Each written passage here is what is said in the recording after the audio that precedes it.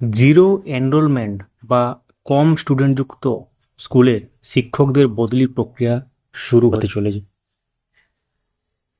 রাজ্যের শিক্ষা ব্যবস্থায় আবারও বড় পদক্ষেপ নিতে চলেছে বিকাশ ভবন। রাজ্যের কয়েকটি জেলার জিরো এনরোলমেন্ট অর্থাৎ যেখানে একটিও ছাত্র নেই এবং অত্যন্ত কম ছাত্র সংখ্যা থাকা আপার প্রাইমারি ও জুনিয়র হাই স্কুলগুলিকে কেন্দ্র করে গুরুত্বপূর্ণ সিদ্ধান্ত নেওয়া হয়েছে।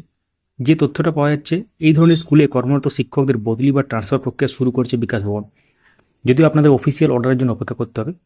মূলত যেসব স্কুলে ছাত্র সংখ্যা একবারে শূন্য অথবা খুবই কম, সেসব স্কুলে শিক্ষকদের রেখে দেওয়ার পরিবর্তে তাদের এমন স্কুলে পাঠানোর উদ্যোগ নেওয়া হয়েছে যেখানে ছাত্র সংখ্যা তুলনামূলক বেশি। অর্থাৎ শিক্ষা দপ্তরের এই পদক্ষেপে অনেকেই বলছেন টিচার রেশনালাইজেশন প্রক্রিয়ার অংশ।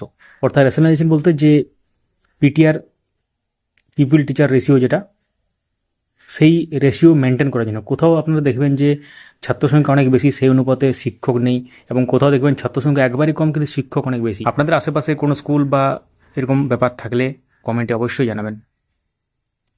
এর ফলে সম্ভাব্য যে বিষয়গুলো সামনে আসতে পারে, প্রথমত যেখানে ছাত্র বেশি কিন্তু শিক্ষক কম, সেখানে শিক্ষক পাঠানো সহজ হবে।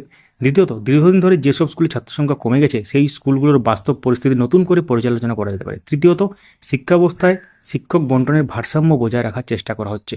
তবে ঠিক কোন কোন জেলা এই প্রক্রিয়া আওতায় পড়েছে এবং কবে থেকে বদলি কার্যকর হবে, এই বিষয়ে এখনও বিস্তারিত অফিসিয়াল নোটিফিকেশন প্রকাশ হয়নি। নোটিফিকেশন প্রকাশ হলে বিষয়টি আরও পরিষ্কার হবে।